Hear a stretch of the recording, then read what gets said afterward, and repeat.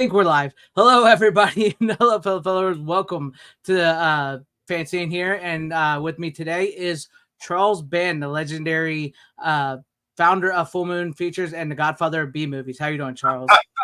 The Godfather. All right, I guess I'm finally that, but I'm doing great. Thank you.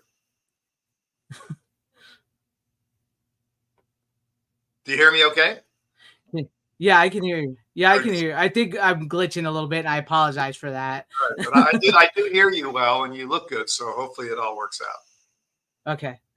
Okay. I'm sorry if it's glitching a little bit, but you're coming in good now. Let's talk a little bit about your new movie Quadrant, which I actually had the privilege of seeing already, which I really, really dig. So how did this movie come about? Well, I've been looking to find a way. I have a lot of concepts I've developed over the years. I've made a lot of movies, but also movies I haven't made. And there were a number of ideas that were edgier and darker. And I thought with some advice from fans and some of the gatekeepers at the streaming sites that we distribute through, I thought the time was right for that series. I'm also a big fan of film noir. So, yeah, well, let me develop a line of movies that are definitely harder, edgier, more blood, more boobies, the whole thing. But let me also direct them all, which is a bit of a challenge, and also shoot them and compose them in a way where we can release first a color version and a little down the road a black and white version. So that was sort of the birth of the idea of pulp noir. And then I did what I've done my whole career. I came up with a bunch of concept art that I commissioned some artists to do. And I ran that by some trusted people that I know, again, some friends over at Tubi and Amazon. And I said, look, this is kind of what I want to make in terms of, basic concept title. And I got a really, really good response. I thought, all right, well, let me contain these. I mean, these are all full moon movies, but they're closer to movies I've made back in the day, like Castle Freak or From Beyond or Lurking Fear, definitely darker. And even though they're not Lovecraft stories at all, they're Lovecraftian by design. And so I think, I'm really happy in that the first movie, Quadrant, which comes out in a few weeks, we screened it. We had a little premiere at Flashback Weekend in Chicago just a few days ago. People really loved it. We had a great reaction. People were saying, God, reminds me of some of the early movies you made as a Full Moon in the 90s, and it had a really good vibe and really good acting. And what did you think? You said you saw it already. Yeah, I really enjoyed it. I love the darker take on it. I did enjoy the darker take. Of course, I love the boobies. Who doesn't love the boobies in a movie? But no, I really did. I really enjoyed the characters in it, and the character of Meg.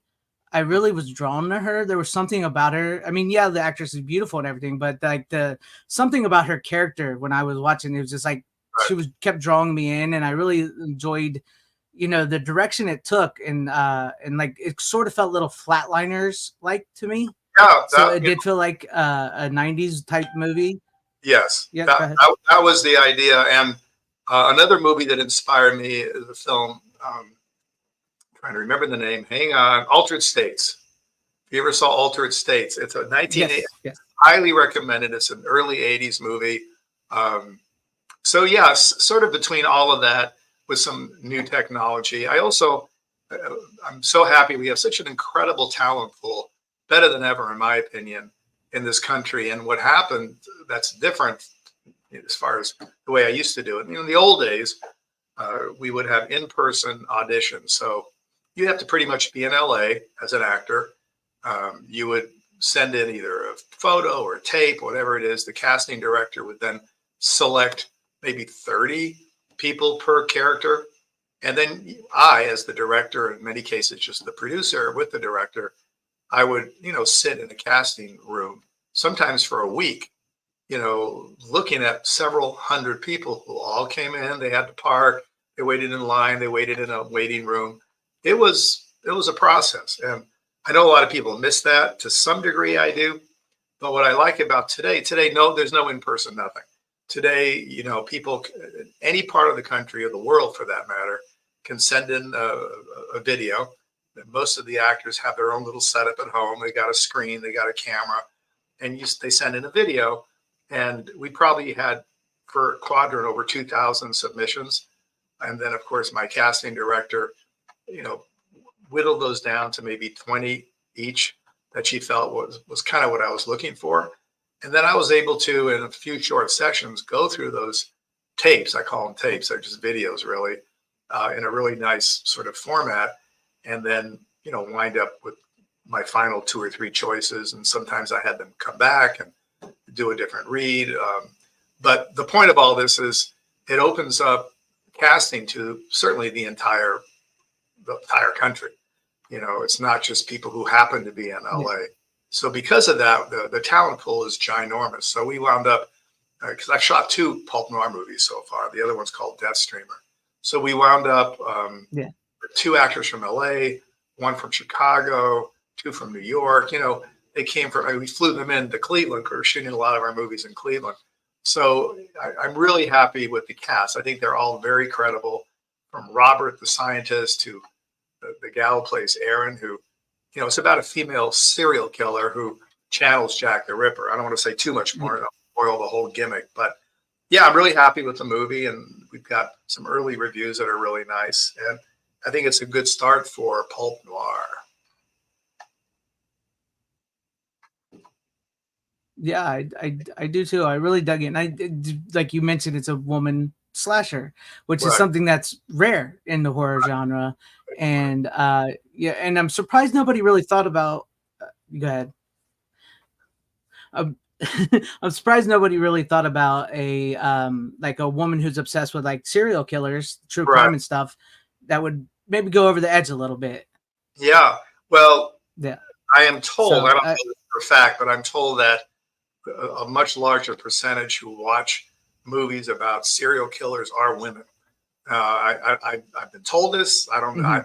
I'm not the scientist who should know this for a fact, but whatever it is, it's a clever story, and she gets pushed over the edge. And I think she's they're all fantastic actors. So what's cool about Quadrant also Yeah. is the movie's coming out on the 23rd of August, so we're, you know, a couple of weeks away. And what I decided to do, because the video business right now, I should say the streaming business, is really difficult. It's not like the good old days on your local video store, and that was better for independents, better for filmmakers.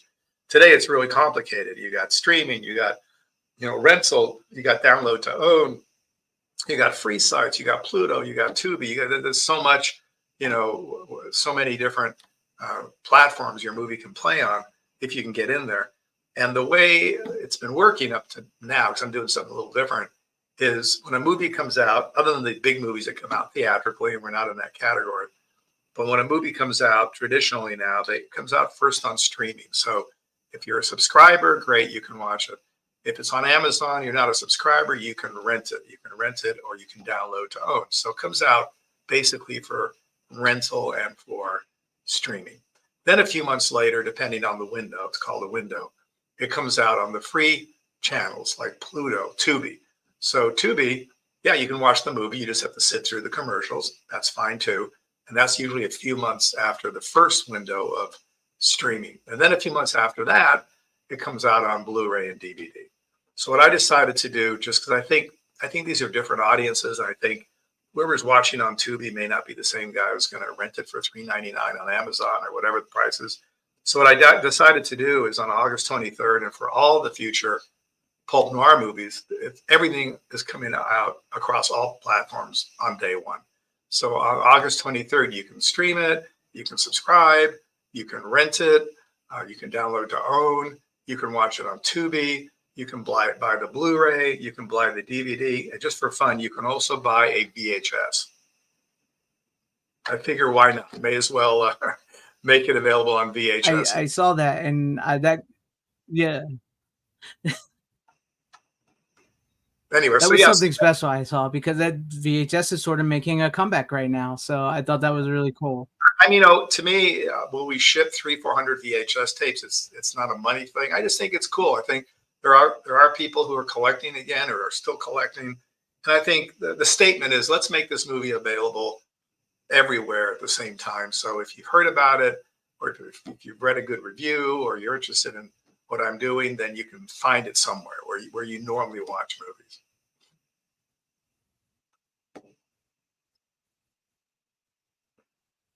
You Yeah. seem to be cutting out. I'm very grateful for you to do that, and I was very grateful to be able to see the movie early, and I appreciate that. Well, I'm Yeah, glad I'm you. sorry, my internet for whatever reason is starting to mess up on me, and I knew it happened on this interview. All right. Well, we'll wiggle our way through it. I'm glad you watched the movie. Too much blood, too many blue Yeah. movies, or not? No, it was perfect. I thought it had the perfect amount of the blood and the gore and the perfect amount of boobies.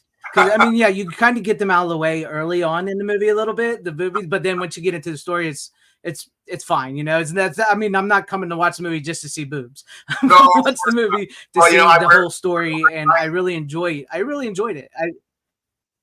Yeah, I'm being silly about the movies. The truth of the matter is, I think they're a component of a horror movie. Not every horror movie. Some horror movies, there's no need. But like traditional vampire films, you kind of see where all that's used, and I don't want to be timid about telling the same story I would tell in the late '70s, the early '80s. If I made this movie 40 years ago, where things were a little different, I would make the same movie. I didn't do anything different that I would have done had I shot this movie, in 1984.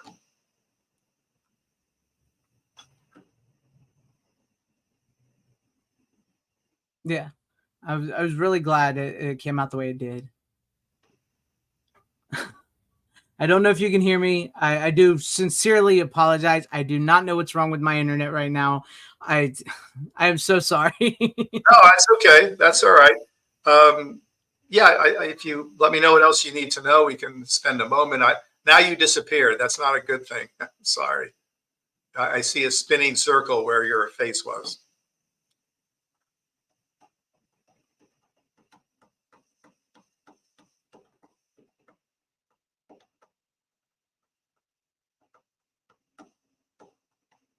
Apologize. So sorry. Okay, So it's all sorry. good. It's all good. I don't know what's going on. I honestly do not know what's going on. I'm so sorry. This is not how I wanted this to go. No, don't even worry. Just what else? What else? Throw another one at me. We'll keep talking here as long as the internet sticks together. Yeah. I just got to say though, I really felt like this movie was the next evolution of Full Moon because, like you mentioned, it still felt like Full Moon. It still had that vibe to it, but it was a bit different. And I am looking forward to the black and white version. So I'm glad you guys are going to be putting it out in black and white as well. I am. And the next show, which I've already finished shooting, it's about a month away from being released. Late September is called Death Streamer, and we're releasing the trailer in a few hours, basically tomorrow morning.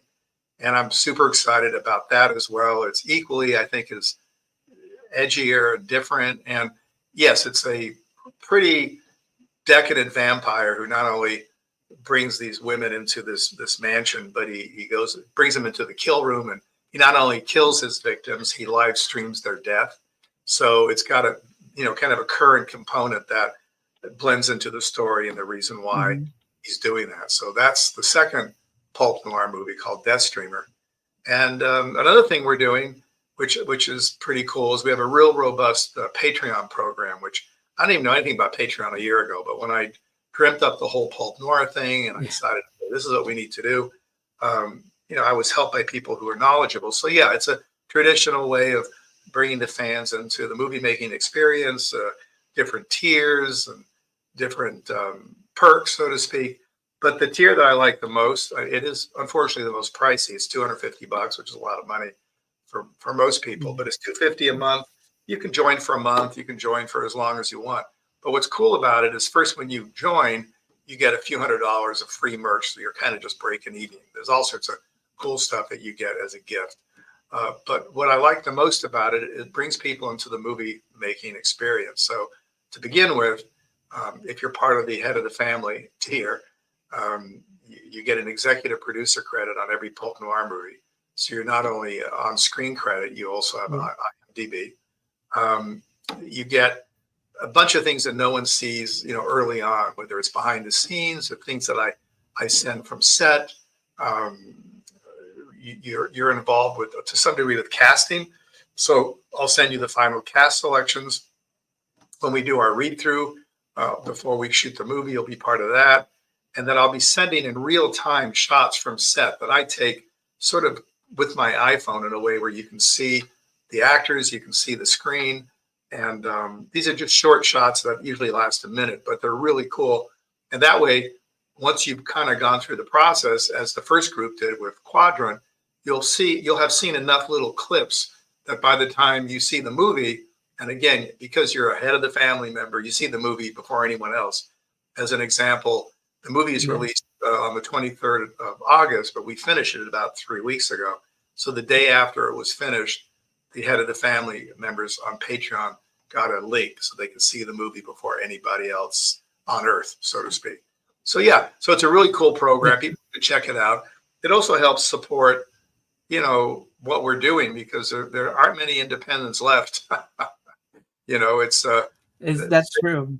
Well, the problem is, back in the 80s when video was fueling all of these new movies and filmmakers, as a filmmaker, you could reasonably convince an investor, let's say, to say, hey, put up this money, here's my movie, and here's how you can get your money back. We can all make some money possibly. And it was a real deal because you ship physical goods to video stores, and video stores would pay for those goods. And there was enough money in that transaction to make a small independent movie and possibly make some money, or a lot of money if you got lucky.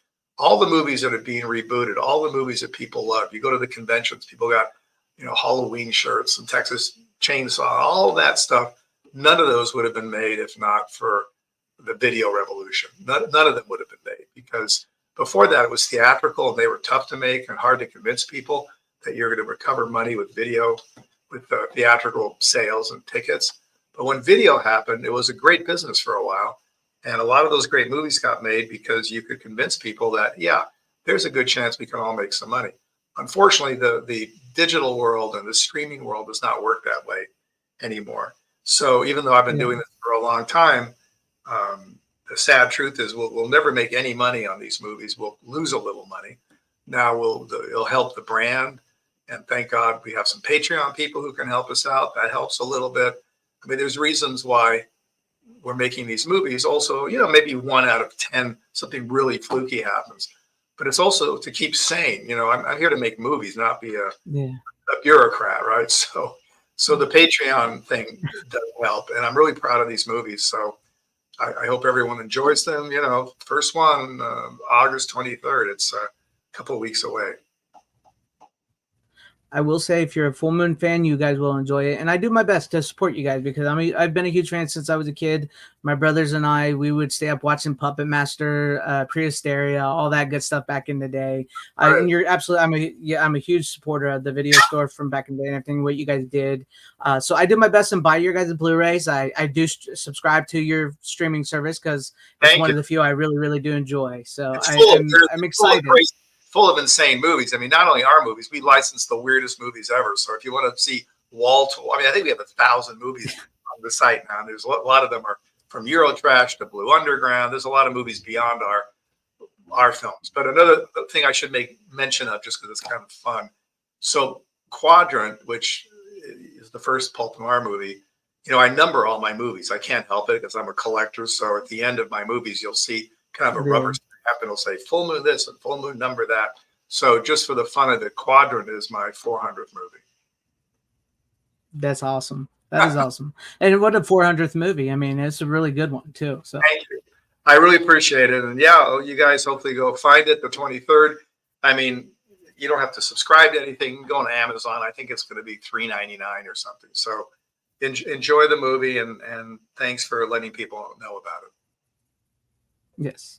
I appreciate you. I'm sorry for my technical difficulties I've had on my end. I apologize for that. Yeah, very good.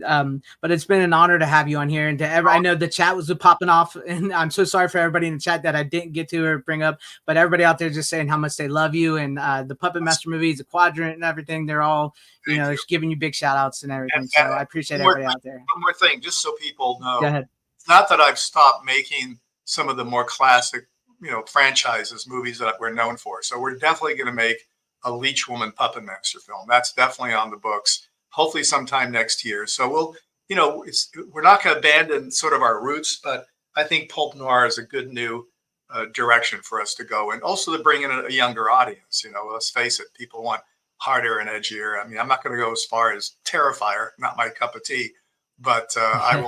I'll definitely make some good movies under the pulp banner. Yeah. I'm glad. And like I say, B movies and boobies, you can't go wrong. That's a slogan. You know, you just can't go wrong with those type of movies. And I think you guys are great. And, you know, next to you and Roger Corman, I have to say this, next to you and Roger Corman, you guys made my childhood. So I Oh, truly appreciate that. well, I appreciate it too. And we'll keep, yeah, check out Death Streamer tomorrow. You'll be able to find it on our site, on, YouTube. It turned out really well. I think you'll dig it. It's the second pulp noir movie. Okay. All right. See you on the Definitely, next definitely. one. Take Well, care. thank you so very much for your time. I Got it. know you had All a 20-minute interview, but I appreciate you. Thank you, Charlie. Take care. Thanks. Bye. Bye. Bye, everybody.